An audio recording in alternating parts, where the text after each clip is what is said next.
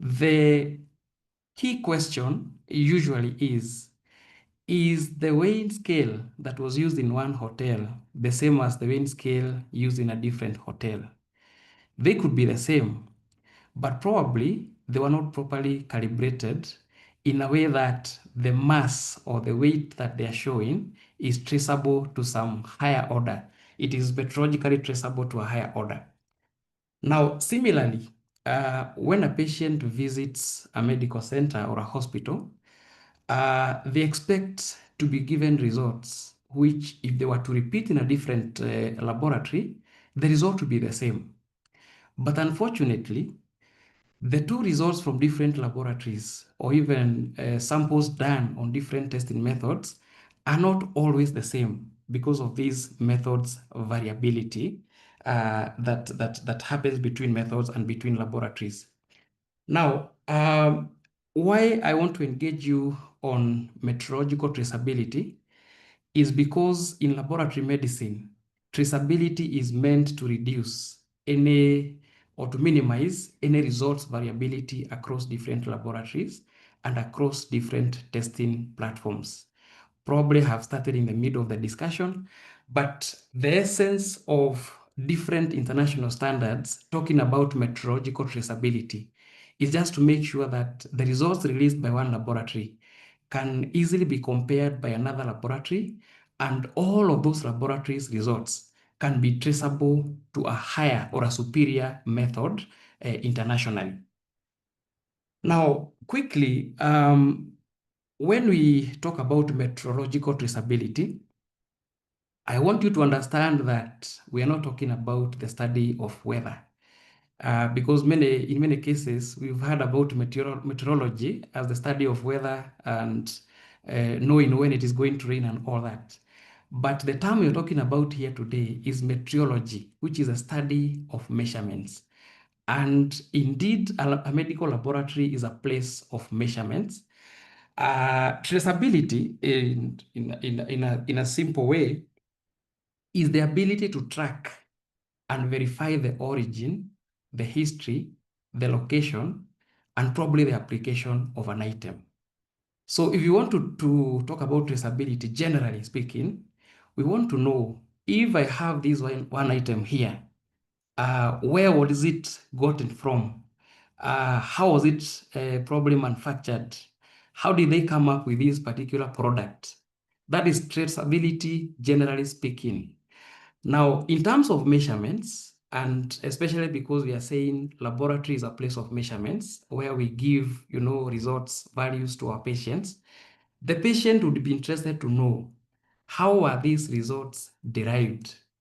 How did they arrive at this particular result? If I'm receiving a result of 5 millimoles per liter for blood sugar, how was it gotten? That is what we're talking about traceability. And therefore, traceability is the property of a measurement result, which can be related to a reference through a documented and broken chain of calibrations. So when you talk about metrological traceability, it is an inherent characteristic of a measurement value, which will tell us that this value, if we were to track it, upwards, it can actually be referenced to an international standard. But how exactly do we arrive at that? Now, ISO 17511, the version of 2020, highlights that these principles of reference measurement systems have got two components. These are reference materials and reference methods. Just a minute. Gabriel or Sarah, I can see some people raising their hands. Please confirm if you are still okay. Yeah, we are good. Continue. Yeah, just continue. Very good. Thank you. So when we talk about metrological traceability, definitely we are talking about the results we are releasing. Can they be related to a particular reference? And when you talk about a reference, in regards to ISO 17511, the version of 2020, it talks about reference in two ways.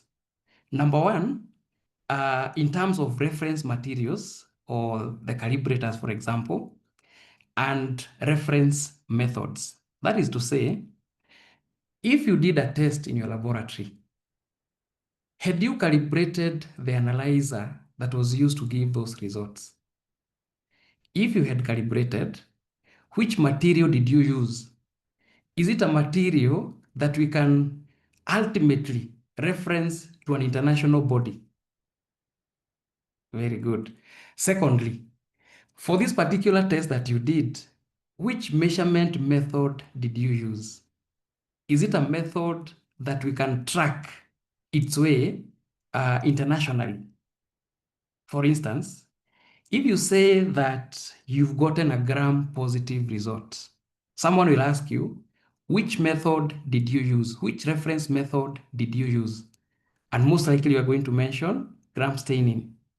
Same for TB, you're going to mention Zn staining.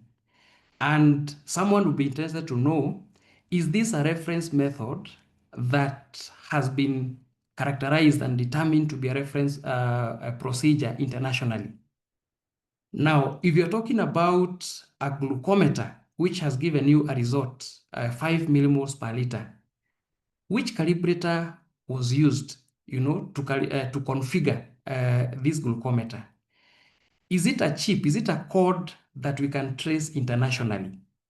Now, when I talk about reference measurement systems, we are referring to those two components, reference materials and reference methods. Now, a reference method, just quickly to say what it is a measurement procedure considered capable of providing measurement results adequate for veracity assessment. Of course, veracity is trueness. A method that we can use to, without doubt, characterize a particular sample as having a particular concentration, or say in a particular sample contains this organism. Now that method is what we are calling a reference method, and we can see the examples given there. Zn, if you're talking about MTB, gram staining, if you're talking about identification of bacteria by the way they are taking the gram stains, ISC, or the ion selective electrodes for electrolytes. So the method you're going to use, is it a method that can be, considered a reference method internationally? Now, reference materials, these are test materials that are sufficiently homogeneous and stable with respect to one or more specified properties, which has been established to be fit for their intended use in a measurement process. And an example of a reference material would probably be a quality control material, or a sample known or confirmed to have a particular characteristic by a referral lab. That can be referred to as a a reference material.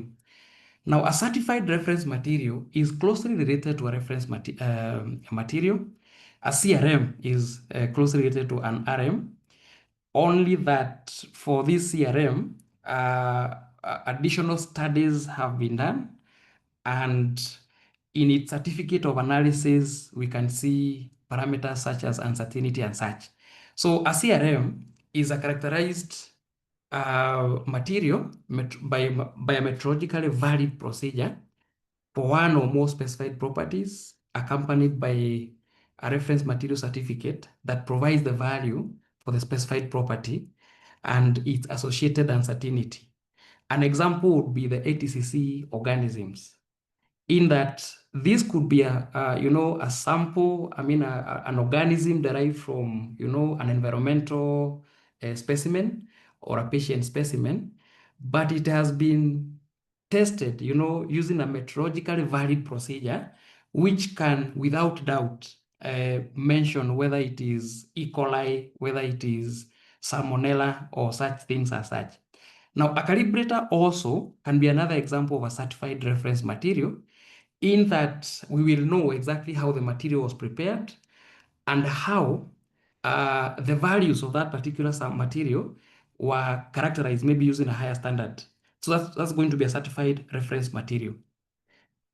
Now, some of the producers of reference materials, I have highlighted just two so that we can have a look at them.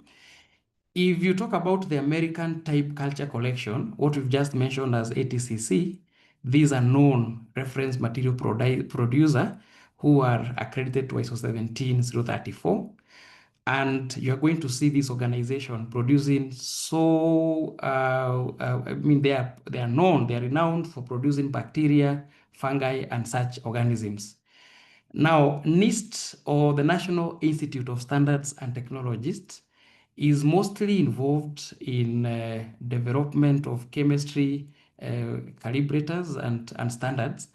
And I may want to ask you, if in your laboratory you carry out chemistry tests, just go to the insert and check the insert for the calibrator, which standard were used to characterize your calibrators. And you most definitely will find NIST as one of the organizations that may have produced those reference materials. Now, let me talk about metrological traceability chain. And we are saying the traceability status of an individual measurement result depends on the existence of an unbroken chain to a higher order material, that's a reference material, and or a measurement procedure or a reference method. This is what it means. If you're talking about a patient result for urea, 10 millimoles per liter, that's what you're reporting to your patient. Now, how would you know if this value is metrologically traceable? So number one, you're going to consider which equipment was used to run this test. And that equipment, which reference method did it use? Is it a calorimetric method? Is it enzymatic method, probably confirmed by IFCC? Is it ion selective electrode if it was an electrolytes? So which method was used to carry out that particular test? Can it be considered a reference procedure? Then secondly, you're going to ask yourself, this equipment that was used to run this particular patient sample, it was calibrated because, of course, I believe all of us are aware that all our laboratory results are based on the calibration curve that we generated. That is why many manufacturers will keep telling us, kindly recalibrate your equipment every 24 hours, every 72 hours, others every 7 days to generate a new calibration, a new curve against which all measurements are going to be based upon. And therefore, the result you give out for urea is definitely relatable to the calibration that you did. If the calibration was not done so well, then you're going to end up with probably some biased results for the patient. Now, let me stop at that. Now, this calibrator that was used, to configure this particular equipment to generate a standard curve, how was it characterized? Can we be able to trace it back to the international standards? That's what we are saying, that the traceability status of any patient result is dependent on those two parameters, the reference material used and the reference method. Now, to be effective, the unbroken chain requires commutable materials. When we say commutable, these are materials that can be run on different platforms and will not demonstrate variability in the results. Now, you may be aware that most of these calibrators, even quality control materials, are not necessarily human samples in most cases. Because tell me, who is this one patient who will, or this human donor, who will donate samples to prepare calibrators to be used across the globe? It is highly unlikely that calibrators are human. And therefore, many manufacturers, producers of these calibrators will use non-human materials, sometimes animal blood, sometimes artificially prepared chemicals to make sure that you have that calibrator. Now, in the process of that development of these materials, they may not run on particular platforms. And therefore, any manufacturer of a calibrator must confirm that the product they have come up with, the calibrator material they have come up with, can be run on different platforms and be able to give similar or not significantly variable results. So that's what we are saying. The calibrators we are using, if you are going to maintain the metrological traceability chain, then the calibrators must be materials that are commutable across different platforms. Now, this is an illustration adapted from ISO 17511, of course, the version of 2003.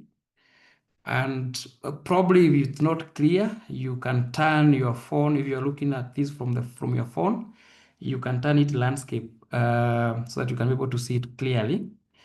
Now, at the bottom, you have the patient results. So this is just an explanation of what I was saying. At the bottom, you have patient results.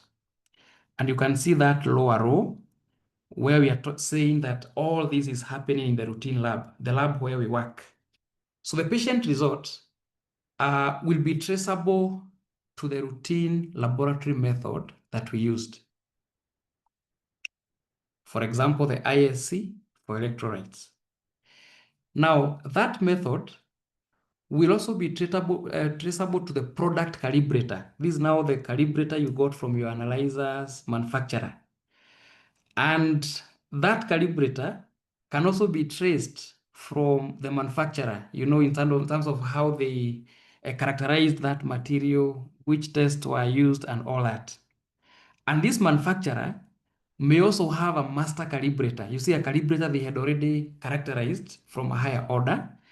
And all these will be dependent on the manufacturer's selected measurement procedures. So you'll find that if you're using probably CFAS, for those of us who are using Roche analyzers, or AutoCal, for those of us who are using human analyzers, and different calibrators for different analyzers, the manufacturer of that product definitely had a master calibrator which they used to characterize or to give values for your new calibrator. And all that happens, at the factory where they're doing this IVD manufacturing. Now, when you go to the reference lab, if KEBS in our situation would have such a capacity, they'll be able to produce these reference materials.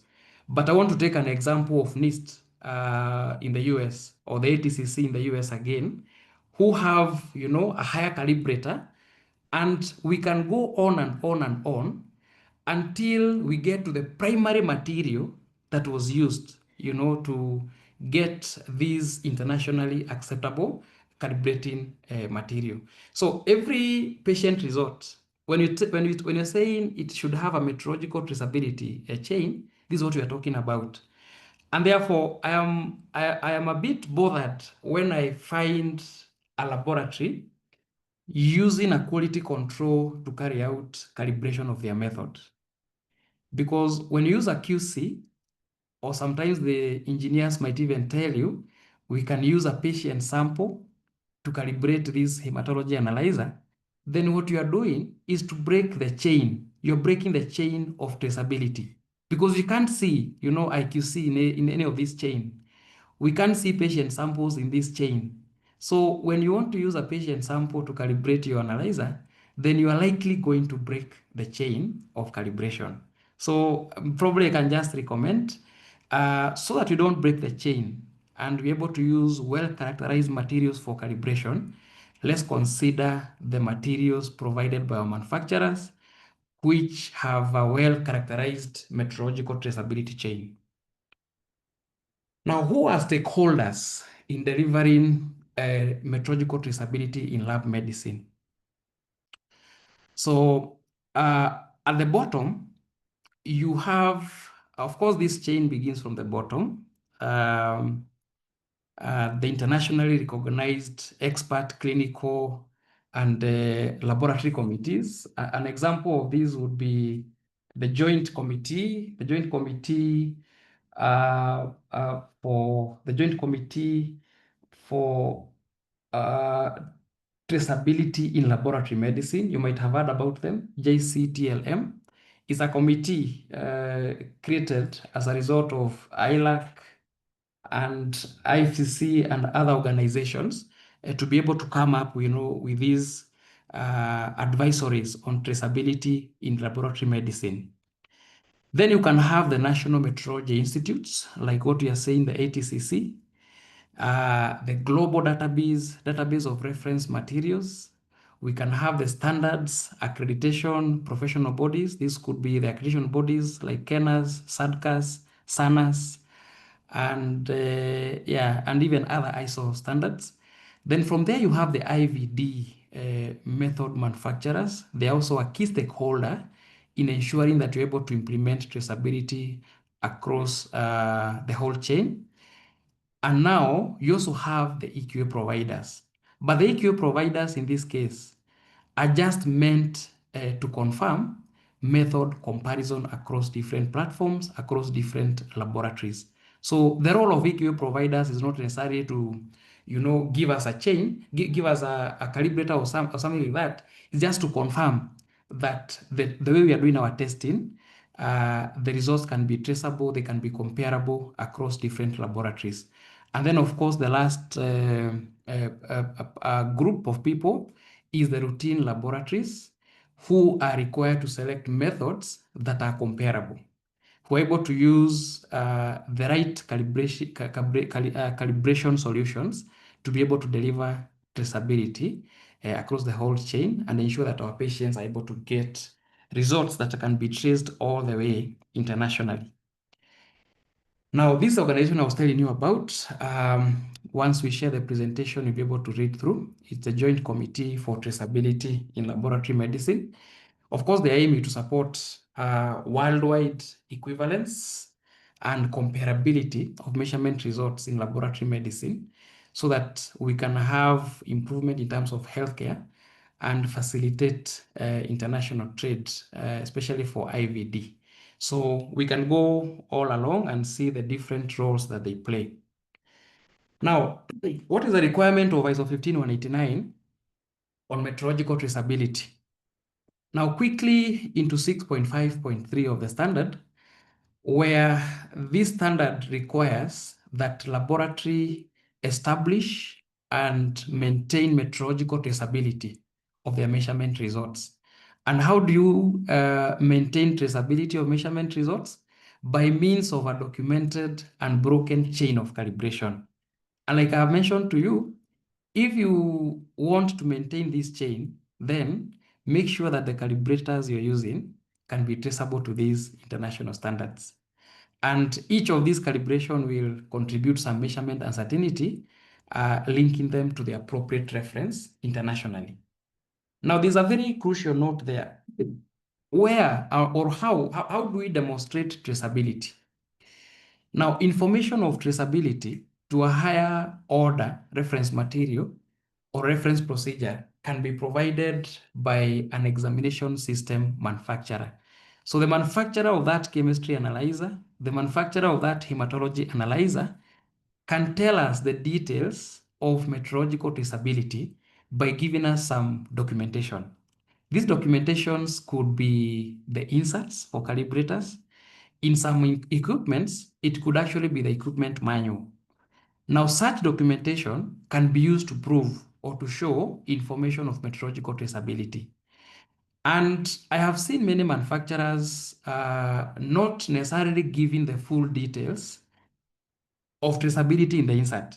So you're going to see probably in the insert they're telling you, for further details of metrological traceability, go to this website or click on this link. Now, it's good that you go ahead and click that link and download that information, because that is what you're going to prove. If someone was to ask you, what is the reference of these values that you are giving, you can easily go ahead and mention the standard indicated in that calibrator insert. Now, such documentation is acceptable only when the manufacturer's examination system and calibration procedures are used without modification. Now, I know in many times we have tendencies of deviating slightly from what the manufacturer says about the usage of the equipment. But the moment you deviate, then the information of traceability that you have in form of the inserts may not necessarily apply.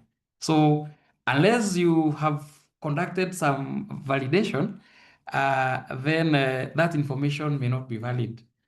Now, the lab shall ensure that measurement results are traceable to the highest possible level of traceability and to the international system of units. And so reporting of results in SI units is another way of showing traceability. Now, once you report results without, using the internationally accepted units, then it means you are somehow breaking the chain of traceability. So how can this be achieved? Number one, if it is about measuring devices like thermometers, pipettes, timers, and such, make sure that you're using calibration service providers who are accredited to ISO 17025, as you can see in the note there. And if you are using certified reference materials, an example I gave you was for the calibrators, make sure the provider of that calibrator fulfills the requirement of ISO 17034. I'll be mentioning that shortly in a few minutes. Now, sometimes it is not possible to provide traceability details. Now, traceability can be so easy for technical procedures. I mean, quantitative procedures, urea, results that we give in numerical values. But that may not always be the case when it comes to qualitative methods. Now, another method we can use to demonstrate traceability is, as indicated there, results of reference measurement procedures, specified methods, or consensus standards that are clearly described and accepted as providing measurement results fit for the intended use. Let me give you an example. Malaria quantification. If someone was to ask you, these 100 or 1,000 parasites per microliter that you have reported, if someone was to challenge you to provide traceability records, what would you give? You just counted, manually with a tally counter. How will you demonstrate traceability? So now, in such cases where you're not able to provide traceability records from the manufacturer, we can go ahead and use, the WHO, which is a consensus guideline on how to identify and to count malaria parasites. That can be used as a way of showing metrological traceability. So our result is going to be traceable to that consensus standard, probably by WHO, MOH, or any other guidelines. Now, quickly into how do we fulfill requirements for metrological traceability? As I finish, some of them I have already mentioned. Now that you have already understood, or probably I went very fast and probably did not get everything about it, but we have seen the requirements of the standards when it comes to metrological traceability. Now, finally, how do we demonstrate that we are fulfilling those requirements for metrological traceability? Number one, for these analyzers, like I told you, chemistry, hematology, immunoassays, use calibrators with a well-defined metrological traceability. By this, I mean, if that calibrator is commercial, please go for the commercial calibrator, which is properly characterized, and we can be able to demonstrate its traceability. But now, I know most of these calibrators are sold by distributors.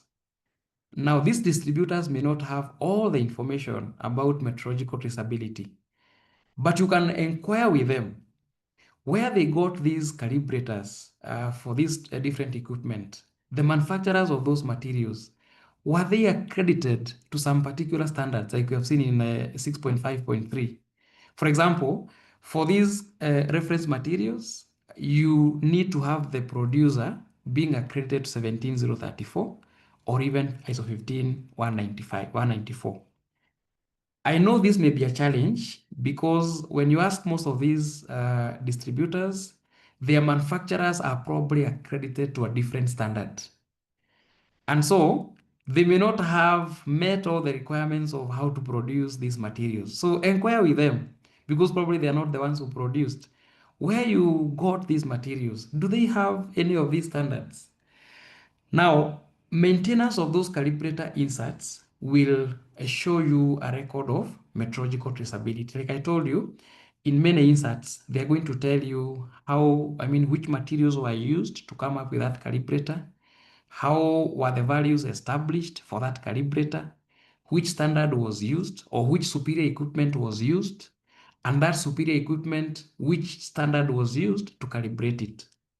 So maintain that insert because it has crucial information. And I mean calibrators inserts, not reagent inserts, not QC inserts. Calibrators inserts are very crucial for metrological traceability. For measuring instruments like thermometers, centrifuge, pipettes, and all those, ensure that you seek the services of an ISO 17025 accredited calibration service provider who is able to give you the details of even the standard thermometer that was used, the standard pipette that was used to calibrate whatever you are using. And maintenance of those certificates of calibration will demonstrate metrological traceability for those values. Now, usage of reference methods that I've mentioned without modification then can also be able to demonstrate metrological traceability. So that is it for today. Thank you very much for listening to me. Sorry, I may have taken some time, but allow me to stop at that and listen to any questions that you may have. Over to you, Gabriel. Well, thank you very much, Paul. That was wonderful. You hit it on the nail. We are very much delightful for that wonderful and precise presentation. I want to take this opportunity once again now to welcome you, our listeners, to the Q&A session. Please just type your question there and be rest assured that we are going to respond to all of them. But as they are typing, Mr. Paul, you talked about commutability of reference material. Can you maybe mention something on different geological locations and also environmental factors, different areas, if it could also have some impact on those reference materials? And as they are typing those questions. Okay, so do you mean the effect of different environmental conditions on the commutability or something? Of the reference materials, yes. Of the reference materials? Yes. Yes, it is true the different environmental conditions can affect commutability. Because remember, most of these materials are probably manufactured where? In Europe, in China, in different countries. And then they are transported using different channels. Others are airlifted, others come by sea, others will go by train, others will go by different methods. And those different environmental conditions might definitely affect the stability of these materials to the extent of giving very different values. And a quick example is the ATCC organisms, which we are saying they are reference materials. We know that different bacteria have different stability conditions. And so if we are not able to adhere to those stability conditions across all the areas where you are going to transport them, then you might find an organism that was probably initially Haemophilus influenza reporting no growth in one part of the country because of probably how it was transported, whether the cold chain was maintained across the way. So commutability, yes, can be affected by those environmental conditions, either during transport or during storage. I hope I answered you, Gabriel. That is well noted. There's somebody asking, Edwin Kipkembo is asking, kindly, if you don't mind, elaborate the difference between measurement uncertainty and traceability of measurement. Okay, very good. The two concepts are sometimes misunderstood, but like we have said, traceability is that, inherent characteristic of a material, of a result that is traceable to a reference. Now, measurement uncertainty, which probably we can talk about it in details another time, is the margin of doubt that exists in any measurement result. For example, if you report GGT as, let's say, 20, how sure are you that if you are to repeat that sample, you will get exactly 20 units per liter? There's a chance that you'll not be able to get the same result. Now, that uncertainty or that doubt that the result you have given, you may not be able to get the same result when you repeat, is what we are calling measurements uncertainty. And we need to be very frank with our clinicians and tell them sometimes, some of these results we have reported to them, we can't assure them with 100% certainty that if you are to repeat the same sample with the same equipment, we will get exactly the same result. But then the standard requires that you have to estimate how much of uncertainty exists in your measurement method, so that you don't just tell them that you are certain, but you don't tell them in percentage. So probably when you get another chance, we'll be able to talk about uncertainty in details. Otherwise, let me stop at that for now. Well, thank you, Mr. Paul. The discussion has elicited a lot of questions. Just bear with us shortly as we'll be winding up. Okay. Take up more questions. Chris Musukwa is asking, on fulfillment of the requirement of ISO 15189, do we need to keep the calibration result as well, and for how long? Then you can take 3, then you can respond. Okay. Ayubu Gidai is asking, is it possible to use EQA material as a calibrator? And if yes, how will you demonstrate metrological traceability? One Joyce Gachoki saying, nice presentation. What is your take on reference ranges used? Bearing in mind, most of these calibrators are not locally produced. And for example, in Kenya, our reference range may be different than that in Asia or another country. Helen Kiplagat is asking, expound about the corrective factor in calibration. I think you can take those, then we'll continue with some few still, as I see are still streaming in. Okay, thank you very much. So let me start with, I think it was Christine, or was it Chris? On whether we need to keep calibration records to demonstrate traceability. Of course, yes. The only way you can show that your results are traceable is by demonstrating how you did the calibration of your analyzer, and therefore you need to keep those records. Now, on how long you keep it, it will depend in your own SOP. In many laboratories, they keep their records for 7 years, at least 2 years within the laboratory files, and then you can keep them for another 5 years in the archives. So it will depend on what SOP you have. Ayub, about whether we can use EQAs as calibrators. Yes, you may go ahead and use that EQA material as a calibrator if you confirm it is a reference material. If you have the reference materials for that particular EQA sample, you can go ahead and use it as a calibrator. But unfortunately, most of these EQA materials may not be necessarily properly characterized to have those traceability values. But if you confirm with your PT provider that that EQA material has got reference values, then you can go ahead and use it as a calibrator. But there's a risk of breaking the chain if you don't confirm. Joy is asking about the reference ranges. What is the impact of these traceability with the reference ranges? Of course, these are an elephant in the room. Remember, most of these equipments are manufactured in different localities, and they are validated using samples from different populations, and then they are sold here in Africa to be used for testing. Now, if we use exactly the same values that were generated by the manufacturers, it may be good, it may be correct, it may be wrong. But the standard elsewhere requires that we confirm whether those ranges are appropriate for the population that we are serving.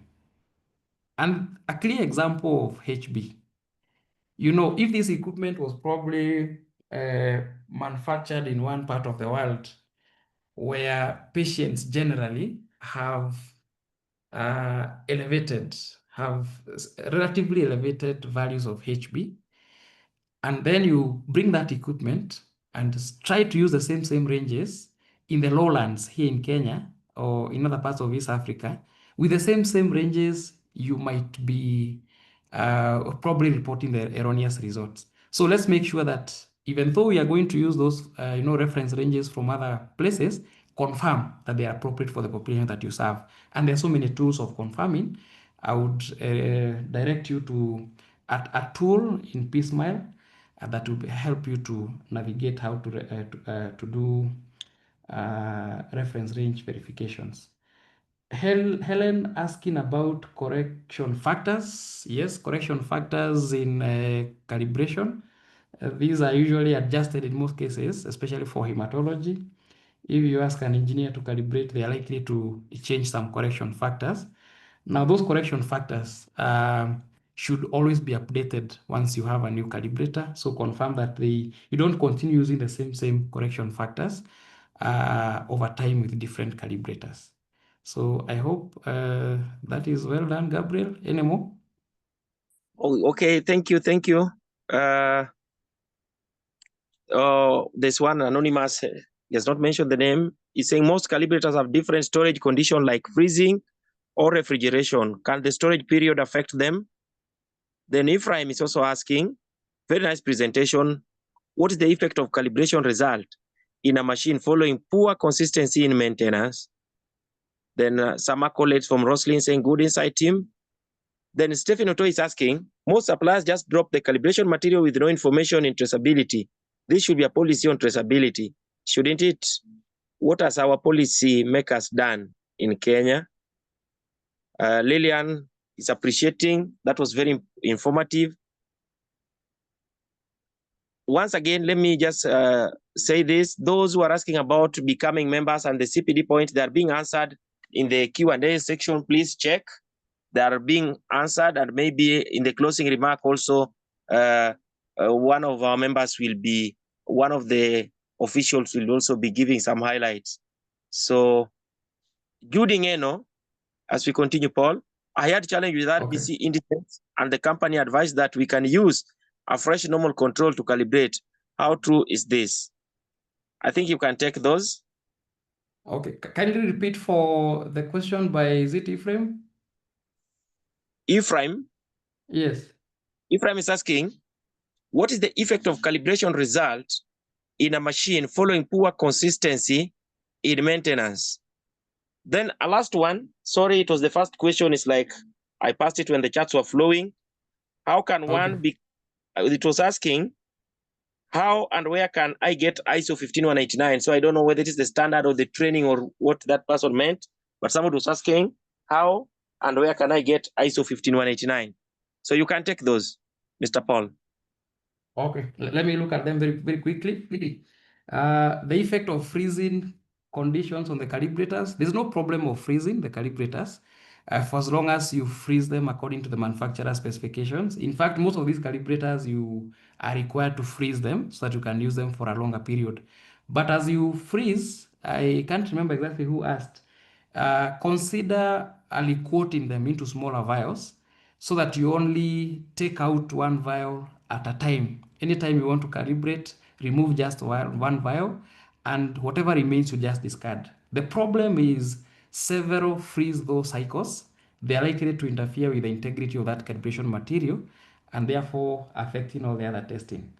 What is the effect of calibration on results following poor maintenance on the equipment? Now, of course, there is no need of doing calibration if you're not properly maintaining your equipment.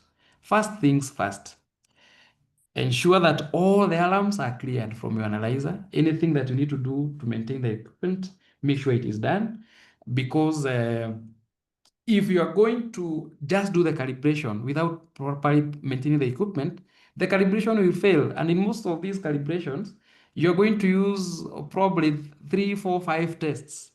And therefore, continuously failing on calibration is actually a loss even to the laboratory.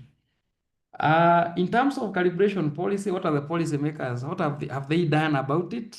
I don't know whether this is necessarily an issue of the policy makers, because we also have a role to play as a lab, as lab officers, making sure that we ensure quality. So this is not necessarily a policy issue, unless you advocate for it within your own institution.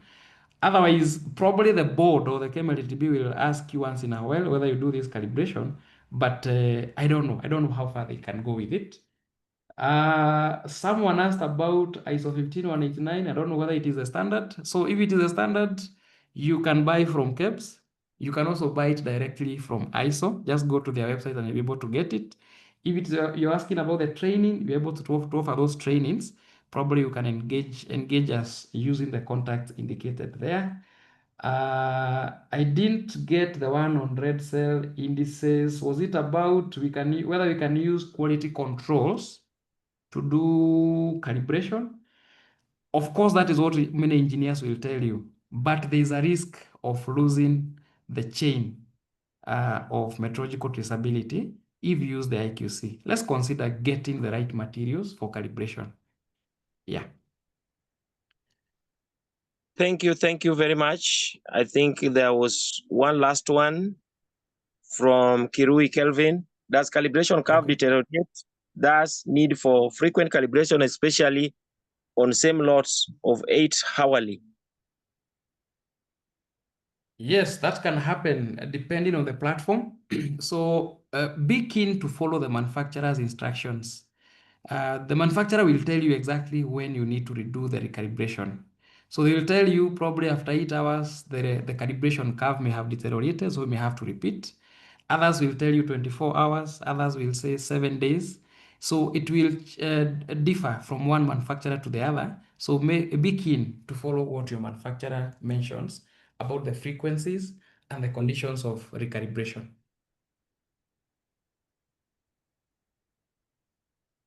Oh, well, that was well done, Mr. Paul Kahara. It's a pleasure having you each and every day. Believe when once called upon again, you'll still heed to our call. We thank you. Asante. And we appreciate you. Maybe if you can give a closing remark before I invite the other team to give us final closing remark. Okay, very good. Once again, sorry, as you give a closing remark, somebody's asking a very nice question. Can calibration factors be adopted? As you give a closing remark, you can also chew that. Okay, good. Yes. Yeah, the calibration factors can be adopted. But once it gets there, please always engage your application specialist for that equipment, or probably the service engineer, because it will depend on which equipment. You may adopt, you may have to keep changing them from one calibrator lot to another. So thank you once again. I want to say thank you very, very much. First of all, to Akmlso for finding me worthy to come and do a webinar with you. I'm so grateful for this opportunity. You are doing a good job to make sure that we are advancing knowledge, technical, quality management, governance issues. And we are sharing this knowledge to all our laboratory professionals across the country and even beyond. You're doing a good job. To all the participants, thank you very, very, very much. I know by this time you're probably somewhere going home, or you're probably hiding somewhere with your phone to listen to us. We don't take it for granted. We are so grateful for listening to us and always encouraging us to do more and more. Thank you very much for actively participating. Asanteni sana. Thank you very much, Mr. Paul. We appreciate you. We are very much delighted for that. Again, to our listeners, I take this opportunity to thank you also for joining us for today's webinar. Before I close down, our next webinar will be on 24th of this month. Kindly just keep it locked here. We'll be circulating the poster very, very soon. As we close down, let me once again also announce to those who just joined late, we are going to have our 30th Akmlso Scientific and Exhibition Conference in Mombasa. That is from 14th to 17th October. Once again, our listeners, registration for the conference is on, and also call for abstract is also on. Kindly, if you have a paper, share the paper so that you can get a platform also to network and to share, and also to build your social network. As you're going to meet their global experts, you're going to meet colleagues and also fellow stakeholders in the industry. Otherwise, as we close down, is Mr. Biwott in? He can tackle some of the questions that were related to the association, as he's also going to give us a closing remark. Mr. Biwott, if you are in, you can take the mic and give a closing remark.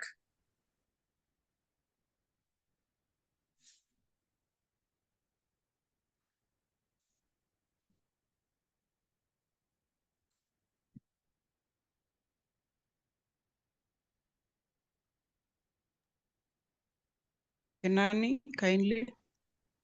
Kenani, Mr. David Kenani, you can give a closing remark and also touch on some few areas. But once again, check on the chat box, check on the Q&A session. Most of your questions concerning the association and CPD were well taken care of. Don't go with a question that is not answered. Otherwise, David Kenani, take it over and give. Good evening, members. Thank you for this evening. Thank you for joining this wonderful webinar.